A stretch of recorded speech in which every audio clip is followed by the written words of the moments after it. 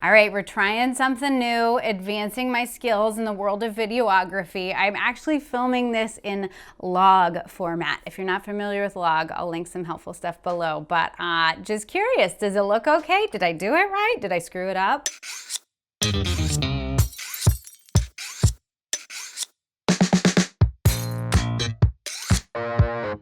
What's shakin' bacon? I'm Joni Simon. Welcome to my studio. This is where I do food photography. So if you're into that, you go ahead and hit the subscribe button. And today we are getting into the highly requested world of the cheese pull, because I recently did some shoots for a pizza client that required a cheese pull in very difficult circumstances. So if you are curious to know how to rock a cheese pull, then you stick around. So I have shot a lot of pizza for clients over the years, and recently I had a client who has frozen pizzas and they wanted a cheese pull out of a frozen pizza without adding any extra cheese or any other extra ingredients. Like literally the pizza out of the frozen food section at the grocery store into the studio, get a cheese pull. So I figured if I showed you how to get a cheese pull out of a frozen pizza without extra cheese, that for sure you'll have no problem executing a cheese pull with anything else. So first thing when it comes to cheese is understanding the actual cheese itself, and that if you are looking for the ultimate grandmaster cheese of the cheese pull, that is going to always be your part skim mozzarella cheese. Now you could use any kind of mozzarella and it'll be stretchy and stringy, but part skim is going to be the absolute best just in terms of color and the stretchy factor. It's going to perform the best always. That's not to say you can't get a great cheese pull out of other varieties of cheese, but it's just to know that if you are looking for the ultimate cheese pull, make sure there's some mozzarella in there. So now as far as the tools that I used in order to execute this impossible cheese pull. So important first tool to have is a heat gun. And we've talked about this previously on this channel. It is not a blow dryer, and you don't want to substitute this with a blow dryer. You end up with a mess on your hands. A heat gun you can pick up at your local hardware store for less than $20. I'll link the one I've got down below. And then another tool that was helpful was to have a really great large sharp knife in order to slice the pizza. Now some people prefer a pizza cutter or one of those really big kind of wedge cutters. Whatever you prefer, I just like the control of a large chef's knife. And then for this particular shoot, the client wanted to make sure, and I think is pretty applicable for most pizza cheese pulls, is that you want to have a pizza server, right? Like a pie server instead of just your bare hand.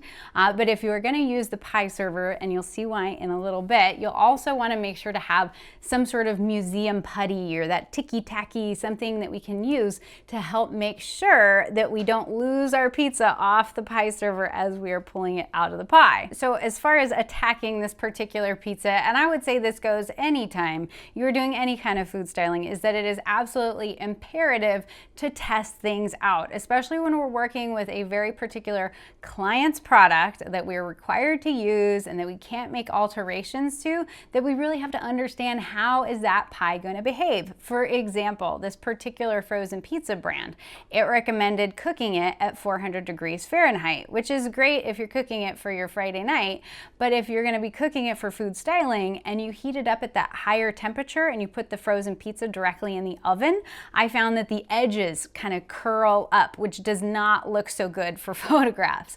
So what I ended up doing was cooking it at a lower temperature of 350 degrees. It still got me the nice and brown on the edges, fully cooked the top, but it didn't end up curling the edges. So that's what was perfect for this particular pie. Again, whatever you're shooting, be sure to test it out, especially if you're going to try to get a cheese pull. So then I kept an eye on the pizza throughout the cooking process, and when it got to the point where the edges were all really nice and browned, like that golden brown, not burned, but then the center was melted, and there's like kind of this like perfect moment when you get the proper ratio of melted on top to browned on the edges. You don't want to take it too far or do it too soon.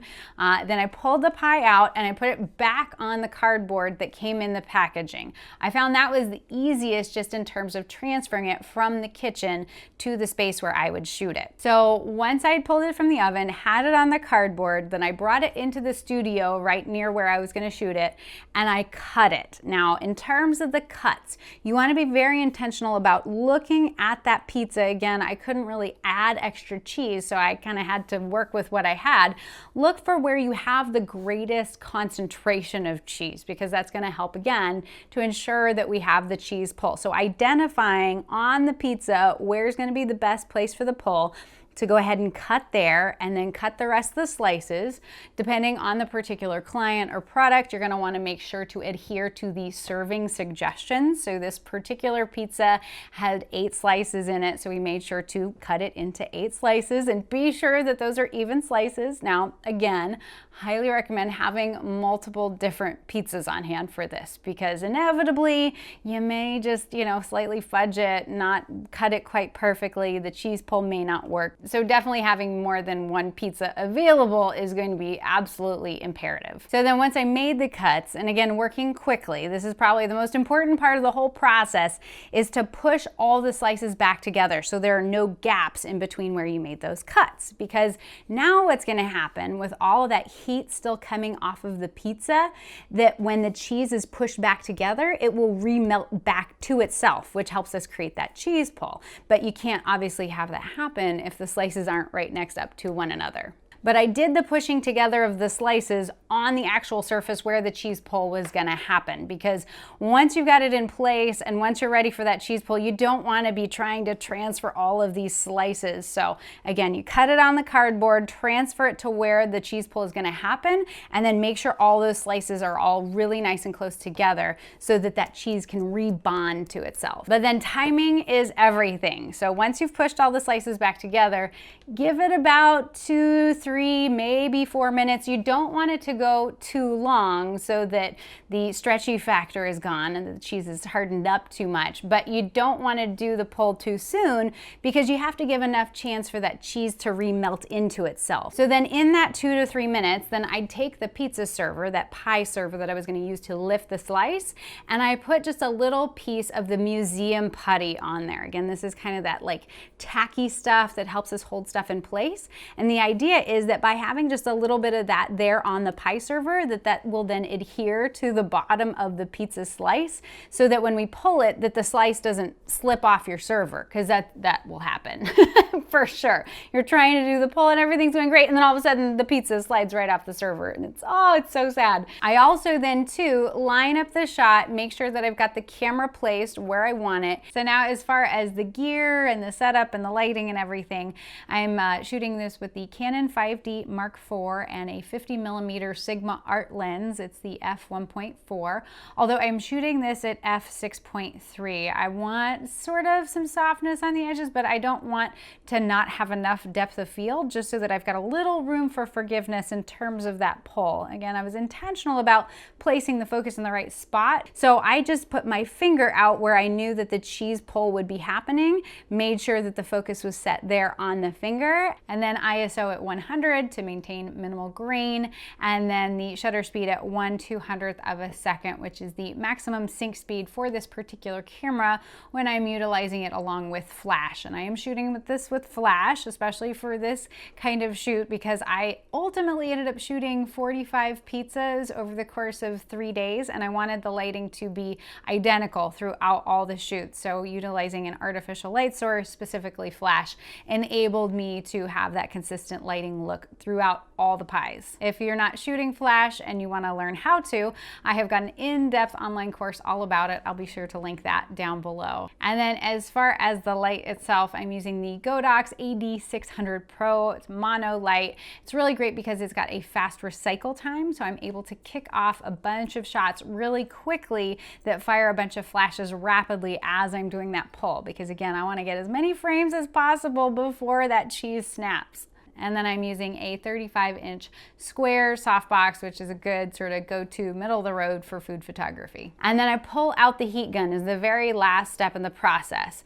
Keep this on, the low heat setting, and you just run it along that seam where we made the cut, where the cheese is kind of refusing to itself. And this will then re-engage the cheese, because the cheese has been sitting now for a couple minutes and it's kind of, maybe slightly cooled off. Well, we want to make sure that it's still nice and melty and pulley. So just running that along the seam. Don't get too close with the heat gun. We don't want to discolor the cheese, but re-engage that cheese. And at that point, you keep your fingers crossed, you say a little pizza prayer, and then you pull the pizza up and you just start shooting as much as possible. And then in terms of the direction of the pull, this will really depend on your scenario, your setup. For me, I shot everything tethered so I could see what was going on in the frame. And what I found to be most helpful was just to slightly pull up on it. And again, this is a landscape orientation, so I wanted to make sure that my slice didn't go too high so that the slice would be out of frame. So just pull up slightly a little above and then started pulling backward. And that got me that really nice stretchy pull sort of direction, but that was based again on a horizontal orientation with kind of tight cropping. So just be cognizant, depending on how you're framing your shot, where the pull should be happening. So then at that point, hopefully you got the shot. If you didn't, you might have a chance to get additional pulls out of that pie where additional slices were made, though no guarantee, again, because you were kind of opting for where the optimal amount of cheese was happening on that particular pizza. So again, why it's super helpful to have then multiple pizzas on hand if you need to cook another one and pull another one. Because for me personally, to get one good cheese pull shot, maybe there was one variety that I was able to get it right the first time.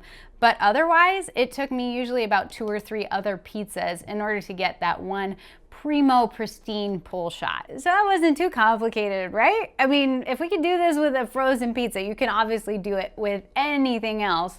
Of course, the important thing to keep in mind is that once you have made that cut, that you put the things back together. So if that's a grilled cheese sandwich, then you've cut it in half. Make sure those 2 halves are put back together, given about a 2-3 minute window in order for that cheese to refuse, to re-engage, and then pull it apart, and hopefully magic will happen. But hopefully this has got you inspired to do some cheese pulls of your own, and certainly if you do, feel free to tag me. I'm at The Bite Shot on Instagram. Love to give you those 2 thumbs up. But with that, you have a fantastic day. You stay out of trouble, and I'll see you soon, okay? Bye!